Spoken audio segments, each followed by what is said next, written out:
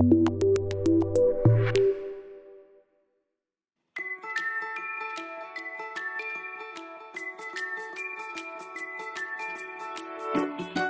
name's Mike Panacki, and I am here to talk about breaking the layer 2 boundary.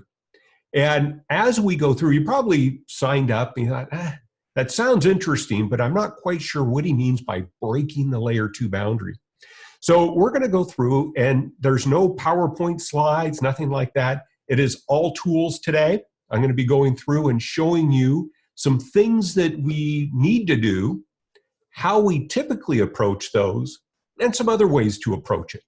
Now, I am a question-driven person, and this is a great opportunity, since it's a live webcast, to ask questions. So as you have questions as we're going along, please don't hesitate to ask those questions, and I will do my best to get an answer to those. And in fact, as we go along here, let me just take a look. I've got Dan Klimke on the line here. So I am going to go over and we are going to promote Mr. Klimke to a panelist. Okay. And Dan is going to rejoin and come back as a panelist. And as a panelist, Dan is going to be able to answer those questions as they're going along. So I just want to make sure, we've got the questions being answered in the background. Dan, I didn't even ask you if you wanted to be a panelist, so I'm hoping that's okay with you. All right, so with that said, let's go ahead and get rolling with our presentation today. And what we're going to be talking about is the challenge of documenting and locating devices on our wireless network. Now, we're going to be digging into how to do that on the network as a whole, and especially how we can attack that from layer 2. We're going to see when we do things like path analysis, or when we do a trace route, that typically occurs at layer 3. So the focus of the presentation today is how do we get below layer 3 when it comes to seeing what's going on. So to that end, what we're going to do is we're going to be taking a look at a couple pieces of equipment here. And so we've got our equipment over here. We've got our EtherScope nXG, and we're going to go through, let's see, and I just want to make sure, Dan said maybe it's just him, but his video appears frozen. So if anyone's getting problems with the video being frozen, please don't hesitate to let me know. But in this case, what we've got is we've got the EtherScope nXG and we've got the AirCheck G2. We're going to be taking a look at these two, a little bit of the difference between those. Okay.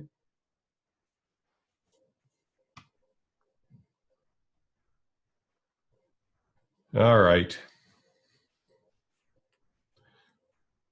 Let's do this. We're going to try something here. Sorry about that.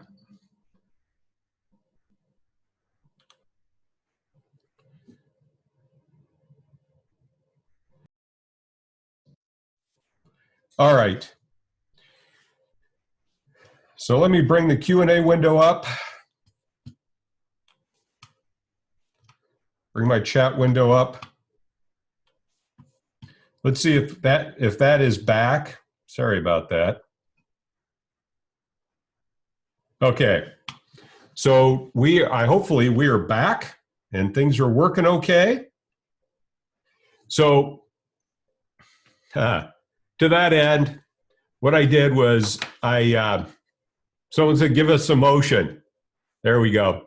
So big mistake on my part, and that is I left Wi-Fi turned on. So we're talking about Wi-Fi. I left Wi-Fi turned on my Mac. So what I did was I turned off Wi-Fi, pushed it over to wired. One of those things I always need to make sure that I do. So I'll tell you what, let's go ahead. Let's start over a little bit and then we'll get rolling just to make sure. So hey, Wi-Fi, I couldn't have planned that better, right? So we're gonna go in and we wanna troubleshoot Wi-Fi.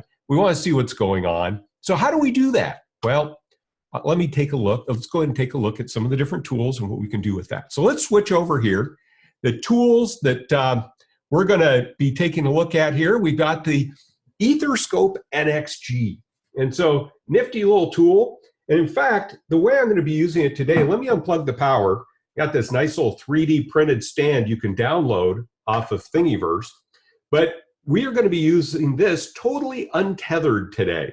So everything I'm going to show you that we're doing with this, including VNCing into it, I am doing through the Wi-Fi cards in there. So we're going to put that back on the stand. And here we have the AirCheck G2. I've got the AirCheck G2 set up in remote access mode, so I can remotely access it via VNC, which next week I'm doing a webinar on that and all the things we can do with it. So we've got that hooked up. So we're going to kind of compare and contrast these two, take a look at what we can do and how we can use this to document our Wi-Fi network and how to get in there and find devices. Okay, so that is the equipment that we're going to be working with. So let's switch back over here, and I am going to start sharing the EtherScope, or the AirCheck here on the screen. All right, so we got the AirCheck up there. So very, very handy little device, right? Portable, I can go out, it's going to show me my networks out here, shows me my channels, my clients, etc. So one of the tasks that we are typically faced with when it comes to troubleshooting, documenting, and working on our wireless networks is identifying devices that are on the network, who they are, and where they're located. So in this case, I'm going to come in and I'm going to drill into my clients right here. So I've got a list of clients out there. So this device has gone out, it's discovered these clients, and it's figured out what AP they're associated with.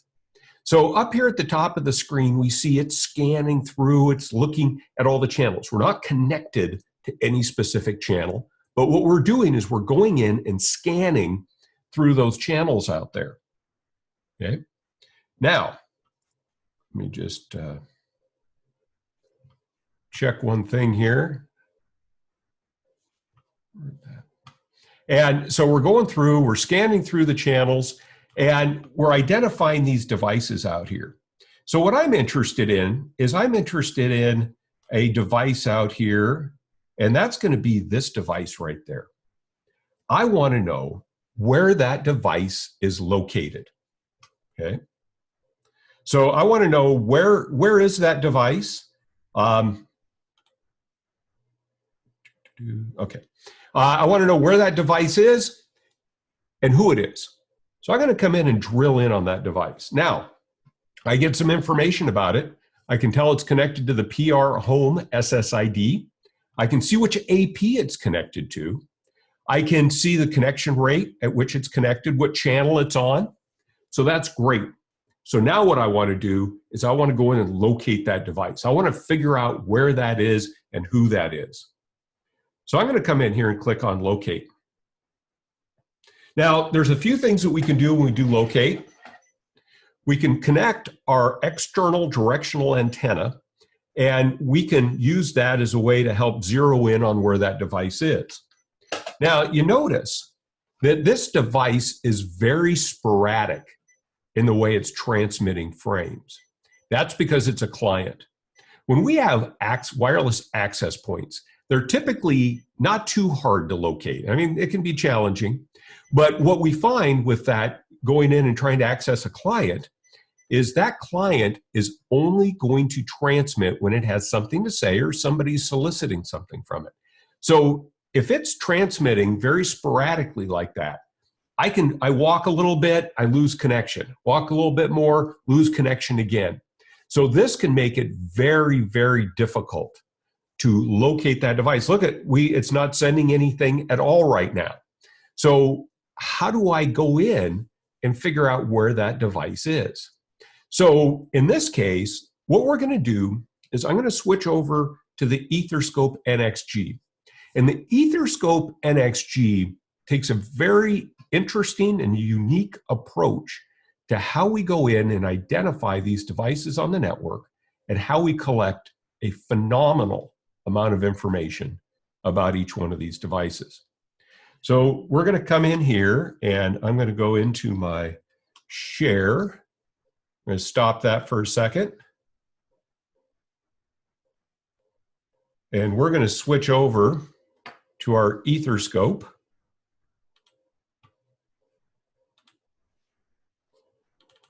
Right there. Okay, so now we've got our EtherScope. And that's going to be this device right here. Now look at, no wires. Okay, so this is completely disconnected and I'm VNC'd into it. Well, it's not disconnected. Actually, it is connected. What the EtherScope nXG has in it is it's got two wired ports.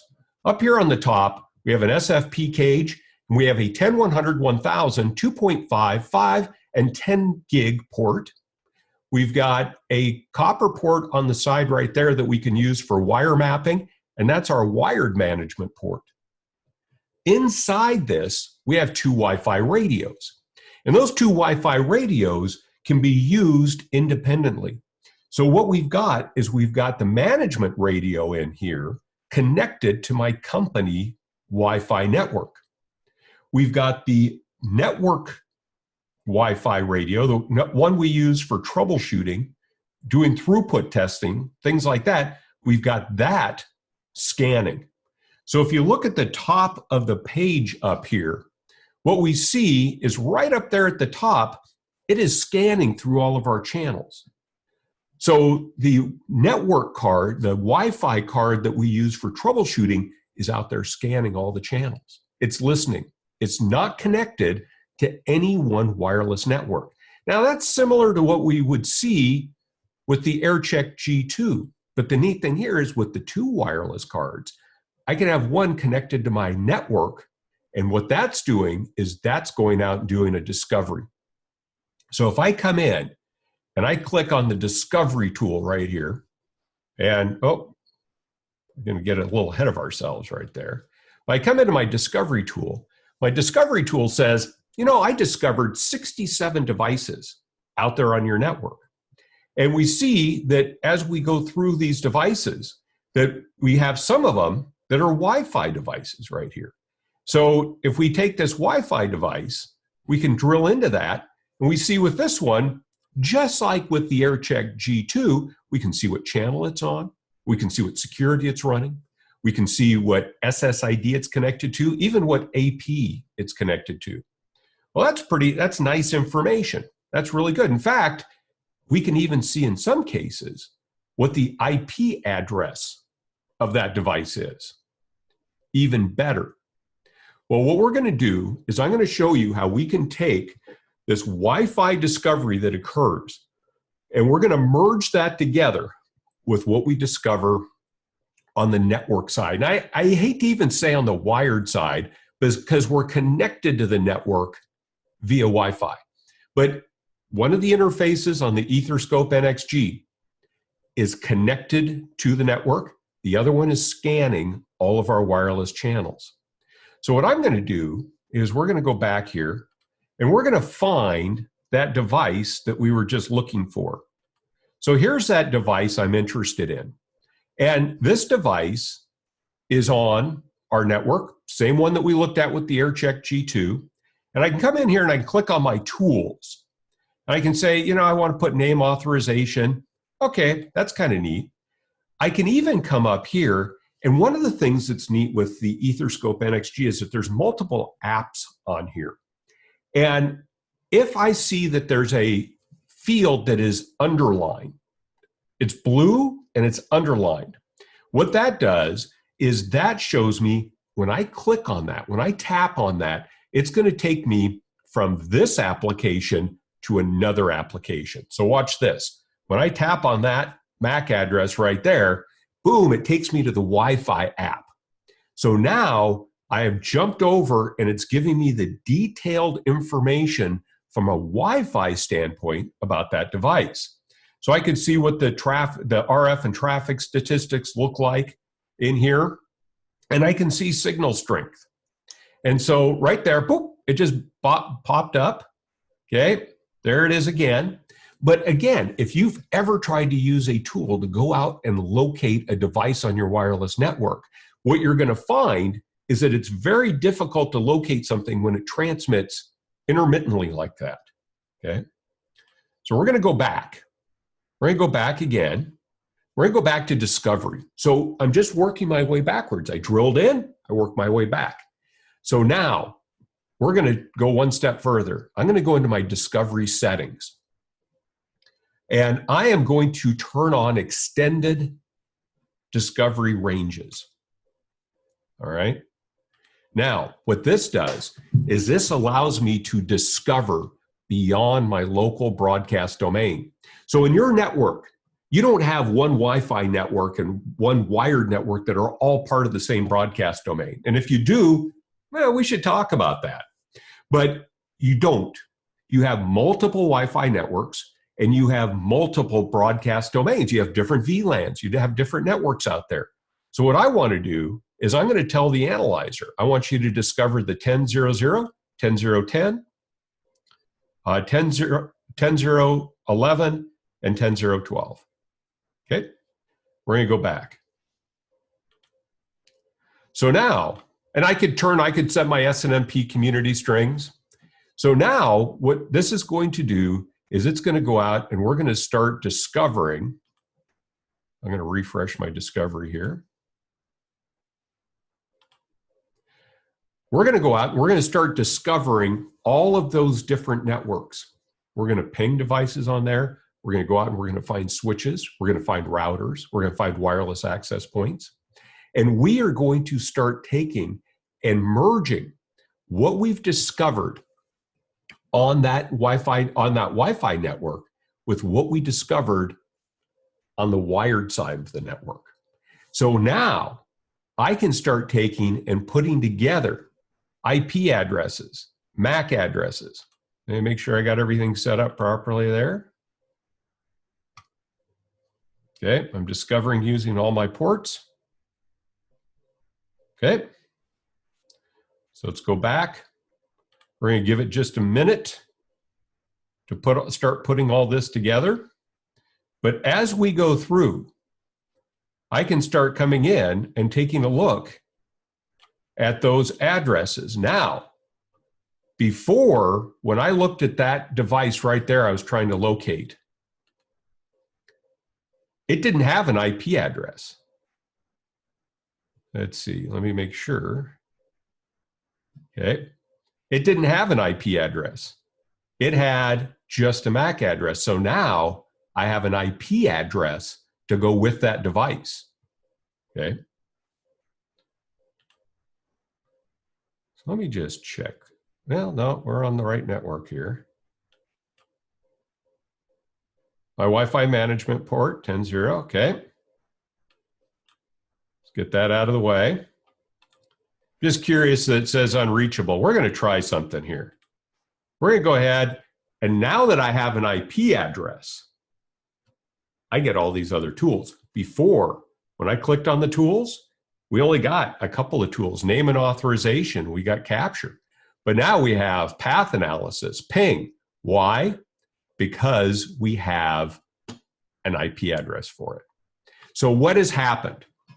We have taken our discovery on the wired side, and we have taken and merged that with the discovery on the wireless side. Notice that we have not stopped scanning. We are still scanning up here. We are still going out and looking at all the Wi-Fi devices, and if something new pops up, we're adding it in there.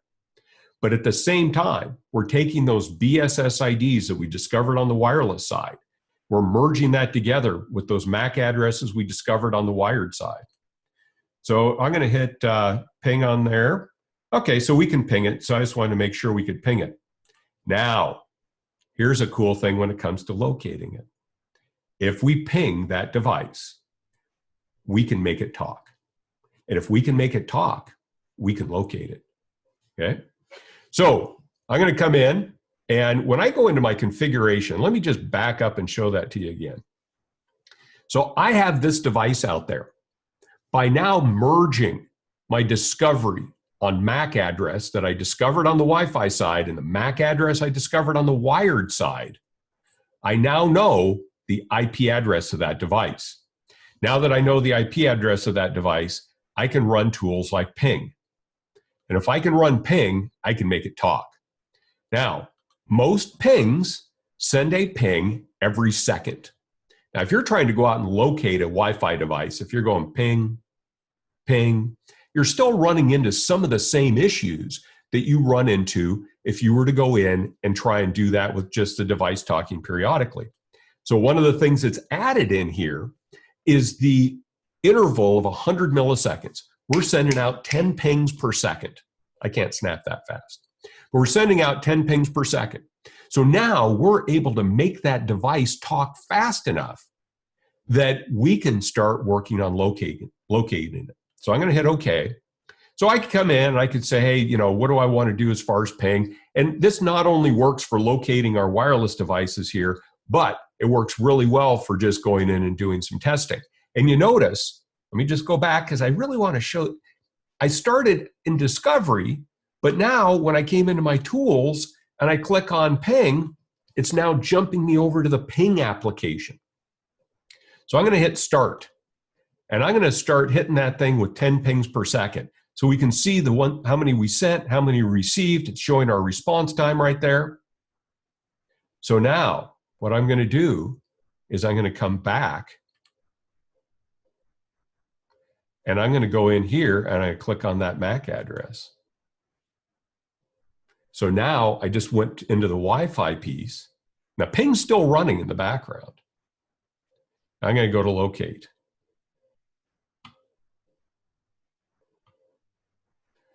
Now let me make sure I still have my ping running in the background. Nope, it was running. All right, so if I come back here and I come in, I go to my Wi-Fi, now we can start seeing that device talking on a more regular interval. Okay, now part of this is because we are a ways away from that device, but see how we're starting to get more solid lines in there? That makes it much easier to go in and locate that device. So what I'm going to do, now we've got a nice solid line on there. So we can see that device, we see little gaps in there. So as we're going around with our directional antenna, as we get closer, we expect to see that get higher. So let's do this. We're going to switch over to yet another one here. And we're going to switch to our QuickTime player. So now, this is an example of where I recorded myself actually going out and finding this device. So we're going to come in, I'm going to hit play. So what I did was I came in, I found that device right there, and I click on the MAC address, and it takes me over to the Wi-Fi client. Okay, I go to locate, and what we see with locate right here is the same thing we saw before. It's just we may get a packet sent every once in a while, and you think nothing's happening. We're cooking along, and eventually we're going to see something pop up here. But part of this was just to show you how long did we have to wait for that client to send something out. So that's no good. That's going to take us too long to wait for that. So what I did was I went back, just like I showed you. We went out to ping. And I set up the ping in there, and I started sending those ping packets at 100 milliseconds. Okay. So now I go back, we can see that the pings are going out, see our response times on there. So now when I drill in, and I come in here and go into my locate, we're going to be able to do a better job of trying to locate that device. Okay. So now I can start seeing, my signal strength in there. So that's where I had my directional antenna connected to the antenna connector on the top of the EtherScope nXG. I'm walking around trying to locate this device. Signal gets a little weaker. We're going to see as I get closer. How are we doing? We're about halfway through there. I can fast forward through this because you don't want to just wait for that. But we see, okay, we're getting a better signal on there. We're now picking that up all the time. Okay, we're going to see it's even get stronger. I'll jump ahead a little bit more. All right, now I'm getting a much stronger signal on that device. So what I did was I located it. It was a Wi-Fi outlet that I've got in one of the rooms. So I said, okay, if that is actually the device, if I unplug that, we should see our Wi-Fi signal drop off.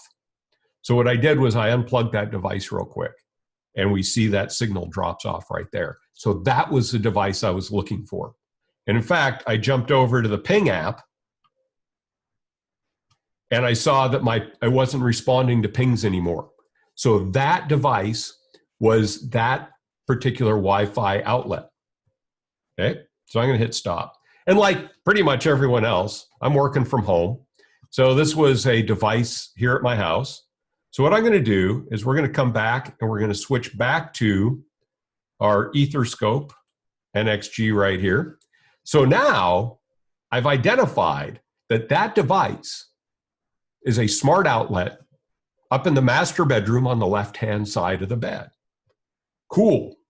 So I'm going to come back out here and I'm going to go to Discovery.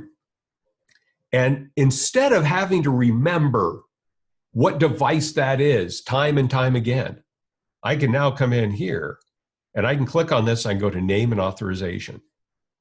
And I could say, Smart Outlet, MB, and that's on the left side. So I can say that's on the left side. I can say that is authorized. Now, when we go in and do the authorization in the name, it stores it in a file on the EtherScope nXG. So now that is going to pop up every time I go in and use this. I know exactly what that device is, and I know that it's authorized to be on my network. Now, if I put in unauthorized, it's not going to boot it off the network or anything, but I can do a filter on unauthorized devices. So I can say, okay. So now we've got that information in there. We now know where that device is. We know what it is. We know that it's authorized to be on our network. So if we're going in and trying to figure out what devices should or should not be on the network, by being able to merge that discovery on the wired side with the discovery on the wireless network, what's happening out there in the air, we're now able to put all this information together. And I could do things like click on that AP right there. So now I could drill into that AP. I could say, well, what channel's that AP on? It says it's got 2 addresses. It's got it's got a VLAN configured on there. I could come back, I'd say what addresses are on that device. And it shows me the 2 different BSS IDs. It's got PR guest, PR home, so it supports 2 different SSIDs on there. I could further drill into that, and it's going to show me that BSS ID. It's going to show me the SSID, the channel, and we just work our way back out again. So I could see that. Now, the thing I like about being able to tell what AP it's connected to, that gives me the general area of where I need to go look for that device. It's not going to be on the other side of the building. It's going to be somewhere around that AP right in there. So let's back out a little bit more. Now, we've just assigned a name to that. So I could go through and I could start figuring out what each one of these devices is. I can start adding in names and authorization. So what if I want to filter down on the devices that I don't know about? Well, that's where my filters come in. I could say I want to apply a filter, and I could see, show me all the Wi-Fi clients. And we will crush that down a little bit. We're going to say authorization. We're going to say unspecified. See, we only have 1 because that's the only one I've done so far. But now I could come back. These are all the Wi-Fi clients on my network that I don't know who they are. But, well, student 7, that's pretty clear. So that has a name. How did it get that name? Well, it's part of breaking this whole layer 2 ceiling. This is going out, and on the wired, and I keep saying the wired side, we're using the wireless management card to talk to the connected side of the network. So we have a scanning side and a connected side. And as we're talking to that connected side, we are looking for MDNS, we're looking for NetBIOS, DNS, we're looking for SNMP. So we're using all of those different protocols to go out and put a name to a device. So right here, student 7, I didn't have to go locate that necessarily. It gives me a name to go with it. So I could say, hey, student 7, that's cool. I'm going to make student 7 authorized as well. We'll say that's authorized to be on our network. And I'll go back.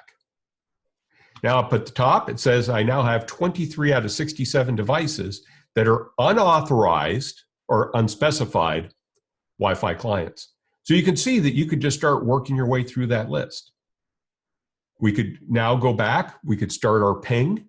We could ping. I could say, how about this Amazon device right here?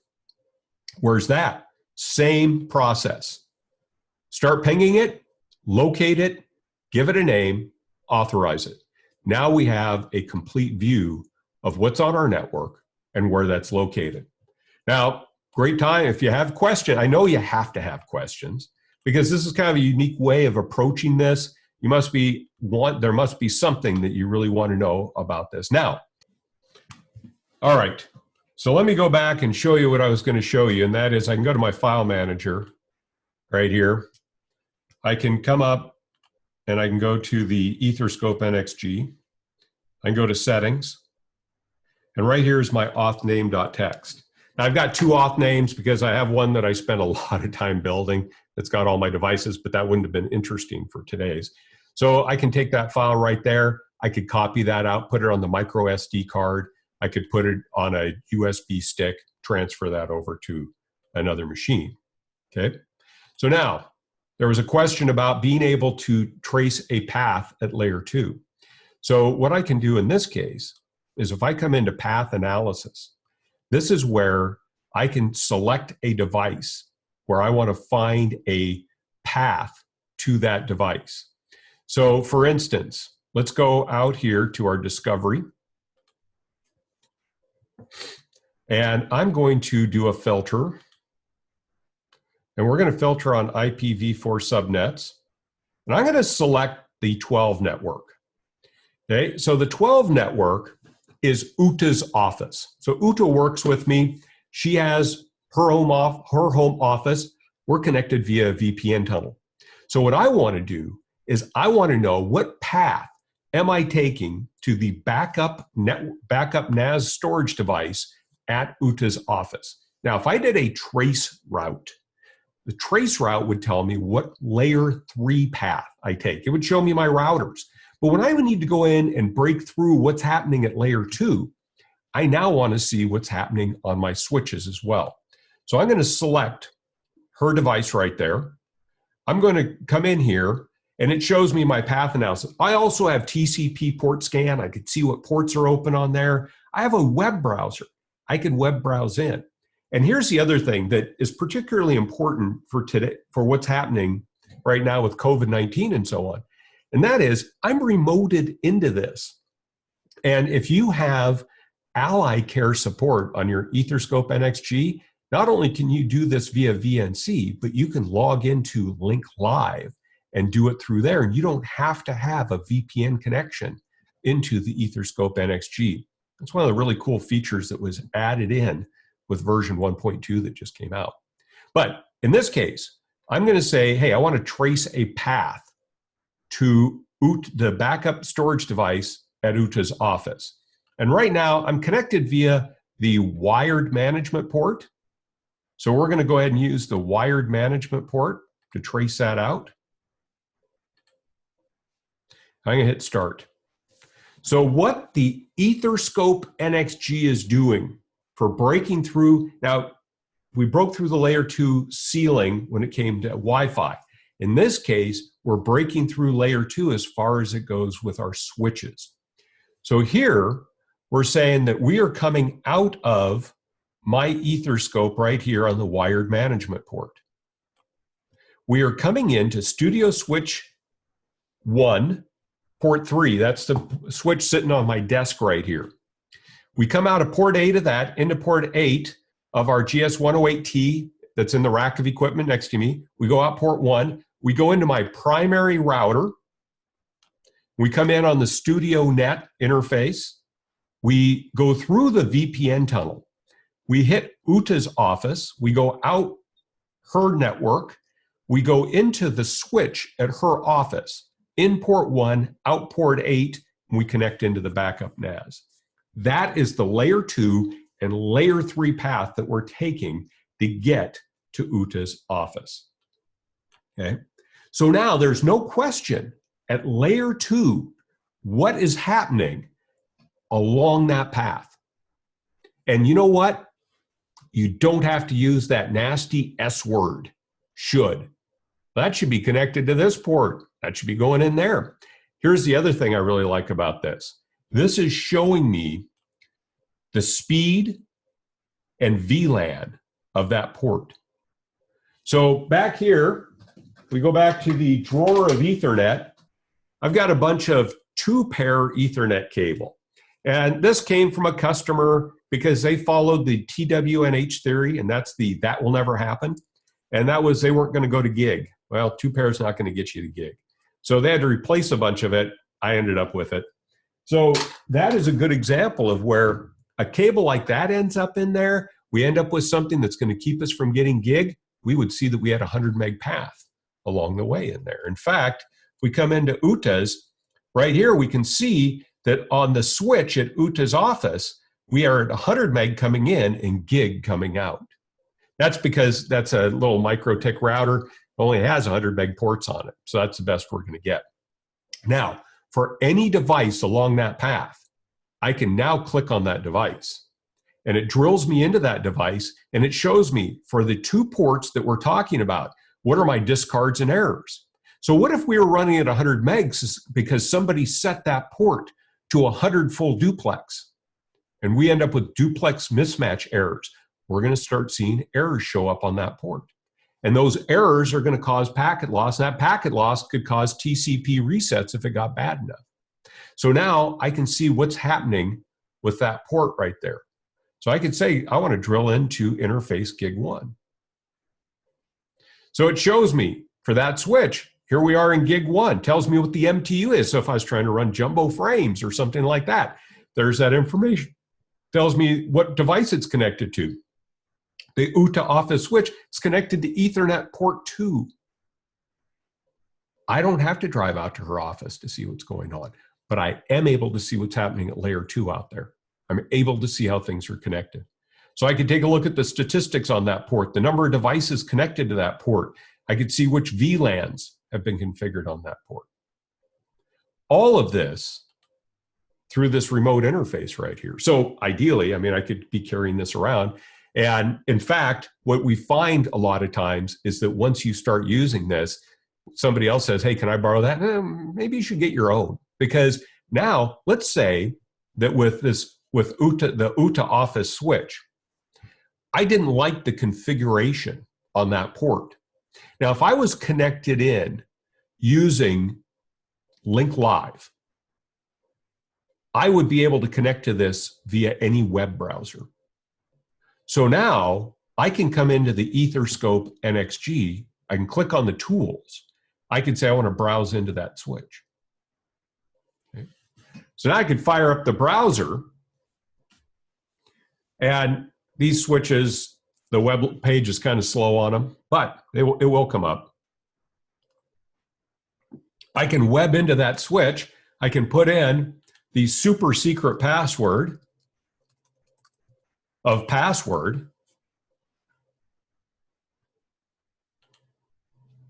And now I'm connected into that switch. I could go in and change the configuration on that. I could see what's going on. I could come into switching. It's really tiny. And I could go into my ports. I could change my port configuration all through that device. So it acts as somewhat of a jump device in that I could go through Link Live into this and then get into this and change my configuration. Okay. Let's see, can path analysis be done against a Wi-Fi client? Yes, let's go take a look. Okay, so in this case, let's go back. We're gonna come out here. I can go to Discovery, and let's go back. And this is what I like about these live ones is because answering your questions is actually my favorite thing to do. So in this case, let's just we're gonna grab this device right here. It says it's connected to the downstairs AP. So let's run a path analysis against that and see what that shows us. So we're going to hit start. So now it shows me, be able to trace a path all the way out there. Sometimes, yeah. I'll tell you what, let's do this. Let's change our interface here. And we're going to change it to the Wi-Fi management port for our path analysis.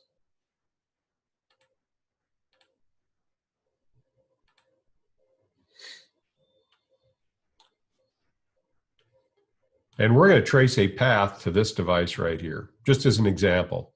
So in this case, if I did a path analysis,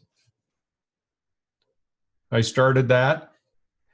In this one, what this shows is that actually I come in off my EtherScope, I come into this access point, and I turn around and bounce right back out of that same access point on channel 11. So I come in on channel 36 running 82.11 AC. I bounce right back out of that same AP. So a tremendous amount of this is going to depend on the amount of SNMP information that we are able to collect along the path. Let's just try another one. I'm all up for trying, different ones to see what we get out of that. Let's try. How about that device right there? Well, that one's connected to the same AP.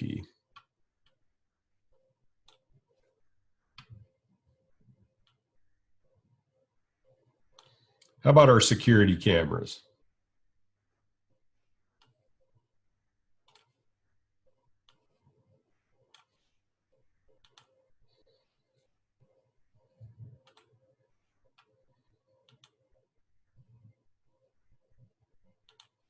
So we're going to trace a path. There we go.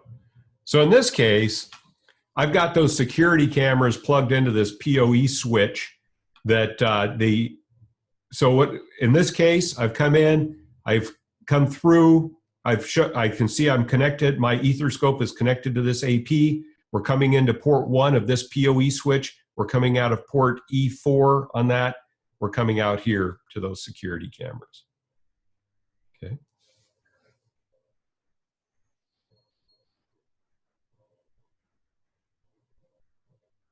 Oh, great question.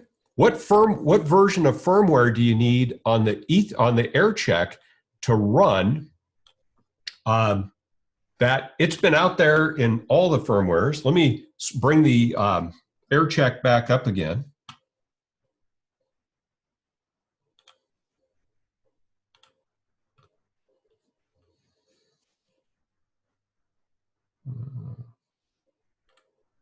DNC go. That is at 11.118.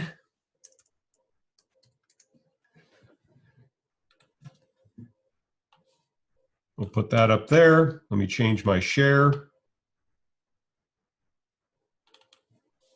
All right, so here we are. We're back on the AirCheck. So if I come into the AirCheck and if you go into settings and you scroll down to device settings,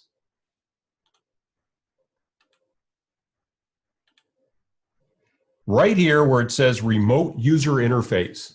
In fact, what you should do is join me next week for the one on going through and remotely controlling that, what we're doing. But if you click on that, what's going to happen is it's going to blank out the screen on your AirCheck. It's going to show you that IP address right there on the screen. So the great thing is, if you have an AirCheck out there at a remote location and you're trying to help somebody troubleshoot a problem, you can say, hey, I need you to go to settings, device settings. I need you to turn on the remote UI and connect it via this Ethernet port. Now, when you join me next week, I'm going to show you a little trick of how we can connect that wirelessly. But what you can do in that case is now you can remote into that. You can drive it like you're sitting right there. So as long as you can VNC in there, now you could have that person walking around We could come in here, we can do all of our tests just like we were sitting right there. Okay. So with that said, I want to make sure that, if you have any questions, there's anything else that I can adjust. Dan reminded me that I will just keep talking and talking and talking. So we're coming up on an hour here.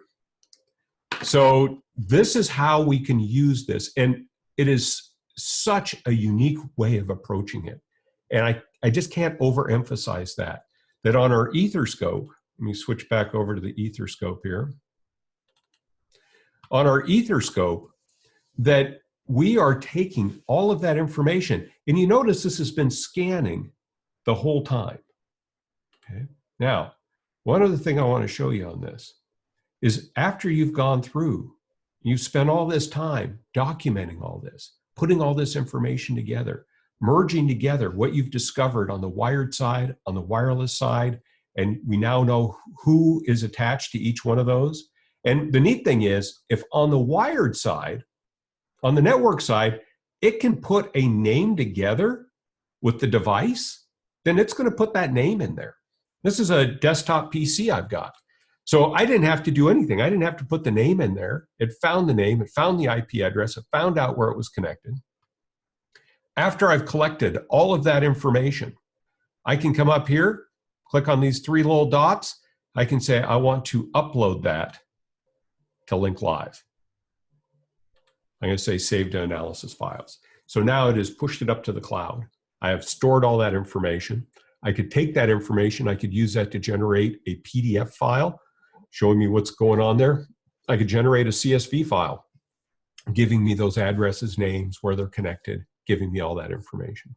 So merging that together gives us an unprecedented view of what's going on out there on the network.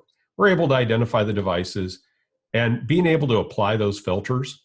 If you have thousands of devices that you've discovered, you don't want to have to dig through and try and find all of those. I could say, you know what, today I'm working on this. I only care about who's on the 2.4 gig band. Let's say we're going to migrate those folks off and try and get them on 5 gig. Why aren't they connected at 5?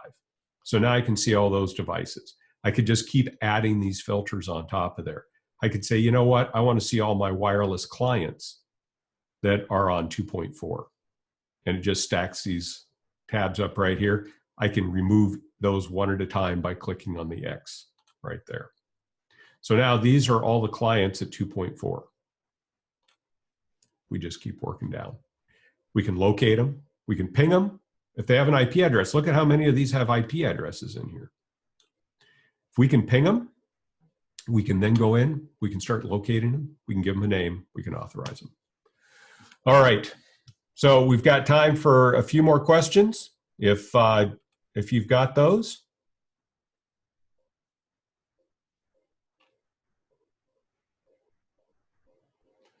All right, let me just look back here.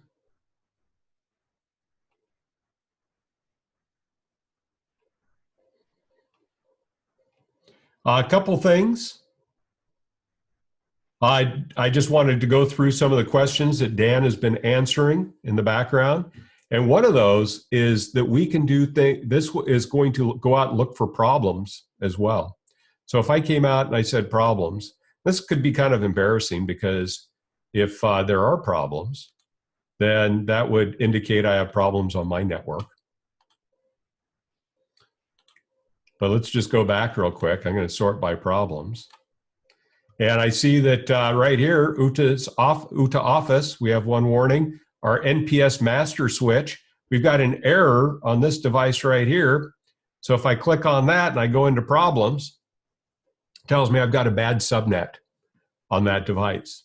So as it's going out doing all this discovering as well, it's comparing it against a number of problem settings, and it's going to let us know if we have problems out there. All right.